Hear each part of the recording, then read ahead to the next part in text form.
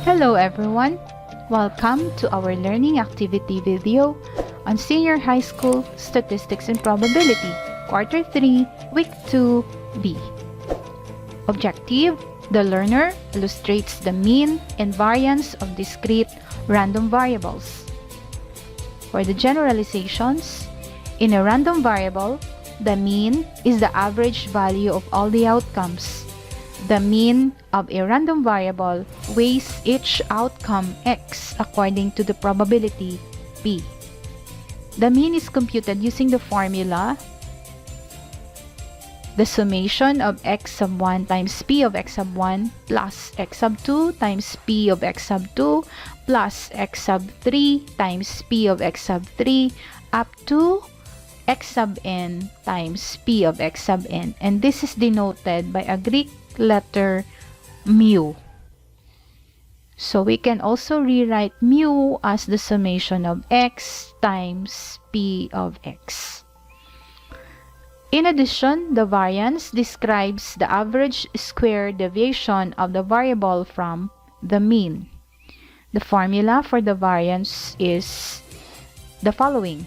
The variance is denoted by a Greek letter sigma and square root. And the standard deviation is denoted by sigma, a Greek letter sigma. Sigma squared is equal to the summation of quantity x minus mu, closed quantity squared times p of x, whereas the sigma is just a square root of the variance. Exercise number 1. The probabilities that a customer will buy 1, 2, 3, 4, and 5 items in a grocery store are given 3/10, 1/10, another 1/10, 2/10, and 3/10 respectively. What is the average number of items that a customer will buy, and how scattered are the values from the mean? When we say what is the average, we have to get the mu. And how scattered, meaning we have to get sigma squared or the variance. For the solution, we have to let x be the number of items a customer buys in a grocery store. And here are the 6 columns as reflected in a table. So first we have the random variable x. As given in the problem, a customer can buy 1 item, 2 items, 3 items, 4 items, up to 5 items. So that's given in the problem. And the given probabilities are listed here. And we get the product of the random variable x times p of x. So in this case, 1 times 3/10, this is equal to 3/10. 2 times 1/10, that is 2/10. 3 times 1/10, that's 3/10. 4 times 2/10, 8/10. And 5 times 3/10 is 15/10. To get the mean mu, we have to sum this up. 3 plus 2, that's 5, plus 3, it's 8, plus 8, 16, plus 15 is 31/10, or simply 3.1. So we have now our mean mu, the average of buying in a grocery store by a customer is 3.1 items. But simply we have to round this off to the nearest whole number. So in this case, the mean average of a customer that he or she can buy in a grocery store in terms of the number of items is 3 items. We move on to getting x minus the mean. So in this case, our x is 1, then the mean is 3.1. So we have 1 minus 3.1, that's negative 2.1. Then 2 minus 3.1, that's negative 1.1. 3 minus 3.1, that's negative 0.1. 4 minus 3.1, that's 0.9. 5 minus 3.1 equals 1.9. Then we have to square whatever is here. So we have negative 2.1 square that becomes positive 4.4. Negative 1.1 squared is 1.21. Negative 0.1 squared is 0.01. 0.9 squared that 0.81. And 1.9 squared is 3.61. Then the last column is the product of the squares of the deviations of the random variable x from the mean times its probability of x, or the corresponding items. So we have here 4.41 times p of x, in this case 3/10, or simply 0.3 times 4.1 will give us 1.323. Next is 1.21 times 0.1 is 0.121. Then 0.01 times 0.1 is 0.001. 0.81 times 0.2 is 0.162. 3.61 times 0.3 is equal to 1.083. Now to sum this up will give us the variance. So the variance sigma squared is equal to the summation of quantity x minus mu squared times p of x. So in other words, this one here, 1.323 plus 0.121 plus these numbers up and so on up to 1.083 will give us 2.69. Hence, the number of items that a customer will buy in a grocery store is 3 items. That is on the average. And the variance describes the average square deviation of the variable from the mean. The variance is 2.69. This implies that 2.69 is the average square deviation of the variable from the mean, which is 3 items. What is that variable? That variable is the number of items a customer can buy from a grocery store. Exercise number 2. What is the average number of heads that will turn out after tossing 4 coins? How spread out from the mean the number of heads that will appear? To answer these questions, solve for the mean and the variance. For the solution, we have to let P be the probability of a head turning up, and in that case, that's 1/2. Q is 1 minus 1/2 is 1/2 also. And we have 4 coin tosses. If you can still remember our previous video, we have this random variable, or the number of outcomes, and the probability of a head turning up. Then we have 2 methods for this. I will present here method 1, which is the most or the more efficient. I have to present 2 methods. So method 1 is more efficient than method 2. Now first, we learn the formula of mean, variance, and standard deviation for the binomial distribution. When you say binomial distribution, these are the experiment with 2 possible outcomes. Some examples are a random variable with 2 possible outcomes, such as pass or fail, success or failure, yes or no, true or false, black or white, win or lose in a game. So as long as it has 2 possible outcomes, it is considered as a binomial experiment, and we can determine the mean, variance, and standard deviation of that particular binomial distribution. So the mean mu is just n times p, meaning the number of trials times the probability of success. And for the variance, we have sigma squared equals n times p times q, or we can just say npq. And for the standard deviation, sigma is equal to the square root of npq, which is the variance. And for the problem presented, we have N is 4 coins tossed, so we have 4 trials. Then P is 1/2.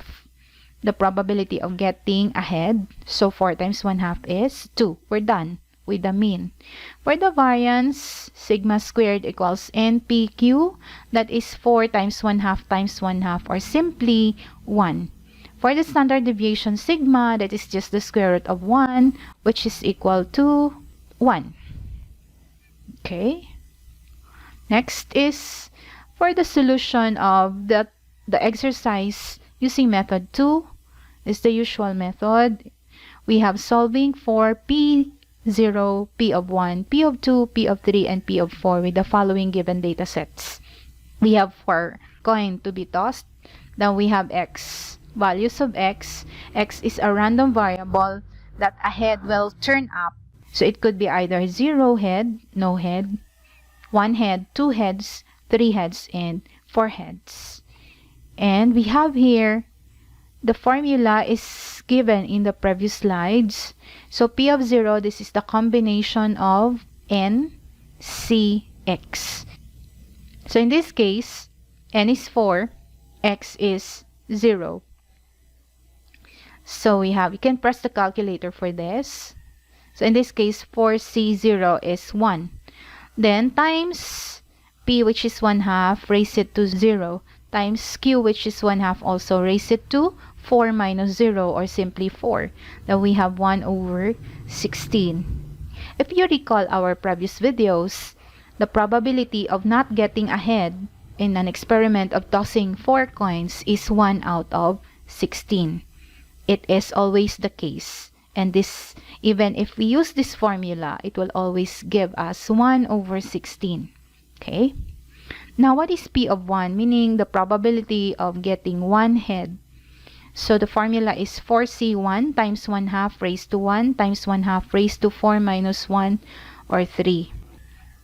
And that is equal to 4 times 1/2 times 1/8. Why 1/8? Because 1/2 raised to 3 is 1/8.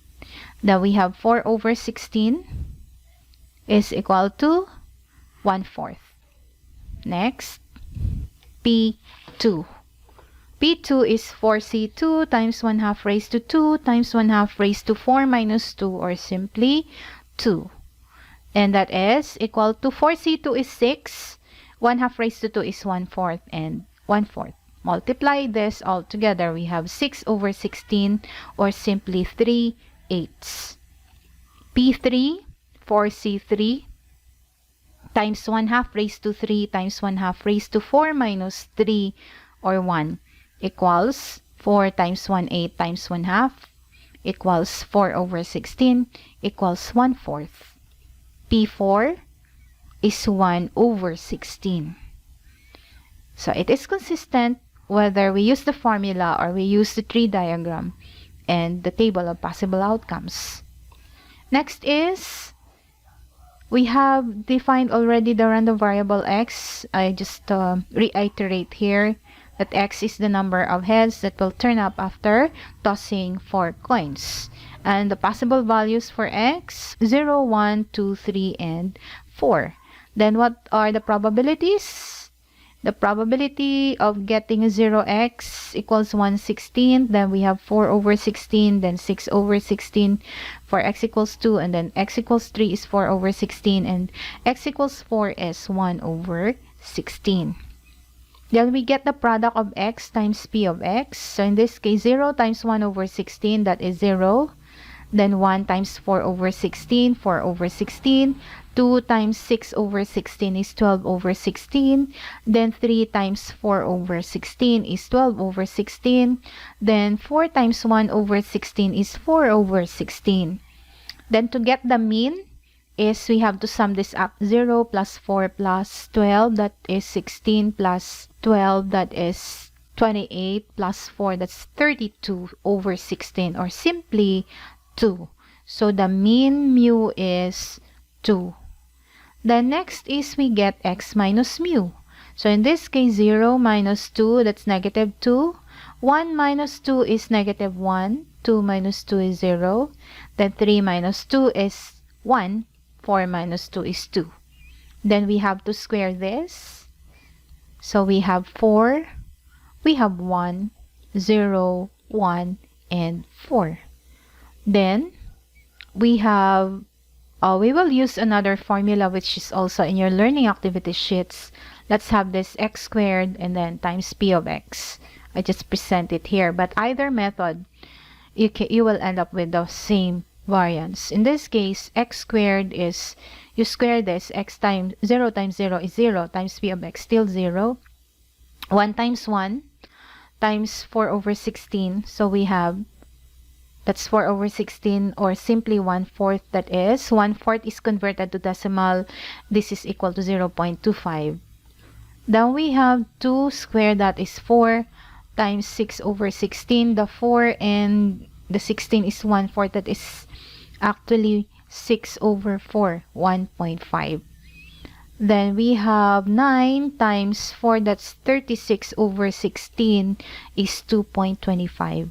Then 4 times 4 is 16, times 1 over 16 is 1. Then we sum up this, it will give us 1.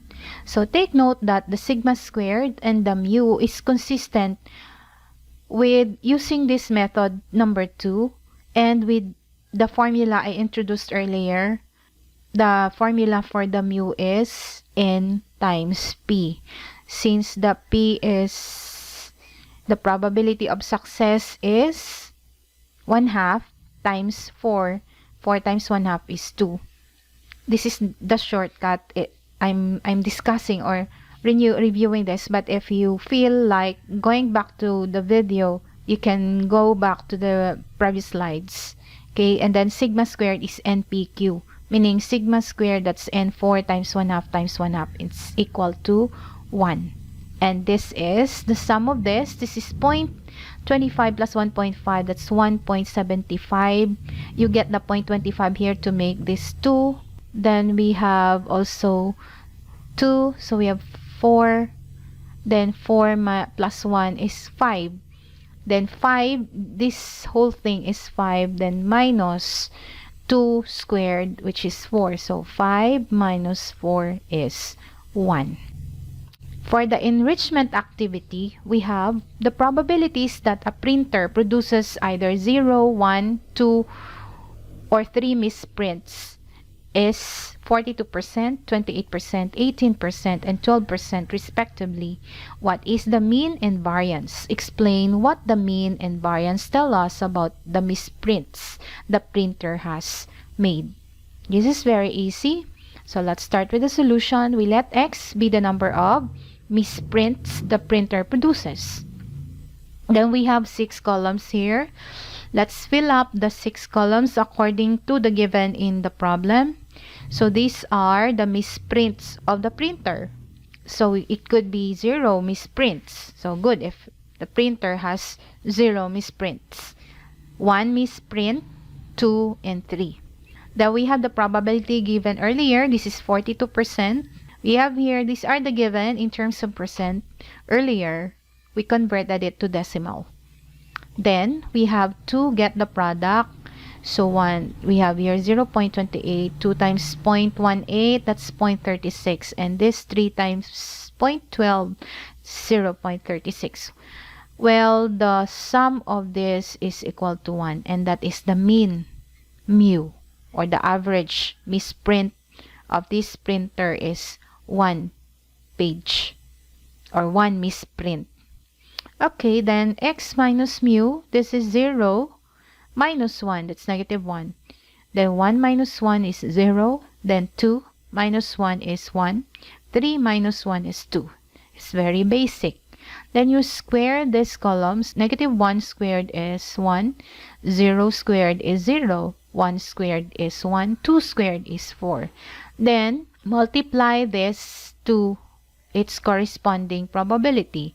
1 times 0.42, it's 0.42. Then 0 times 0.28, it's 0. Then 1 times 0.18, that's 0.18. Then 4 times 0.12, that is 0.48. Then we have to compute for the sigma squared, or the variance. In here, we use the formula summation of quantity x minus mu square dot times the p of x. So in other words, we just have to add this 0.42 plus 0.18 plus 0.48. It will give us 1.08 for the variance. Hence, on the average, the printer produces one misprint. And the variance describes the average square deviation of the variable from the mean. The variance is 1.08. This implies that 1.08 is the average square deviation of the variable from the mean. The mean is 1 misprint. This variable is the number of misprints a printer produces. So we have it here, and I have an additional references here in solving this particular learning activity video, and credits to the writer. If you are not yet a subscriber of my channel, kindly subscribe, and please don't forget to like and share. And if you are a subscriber, you will be updated with more uploads for these learning activity videos. Thank you, and always stay happy, healthy, and safe.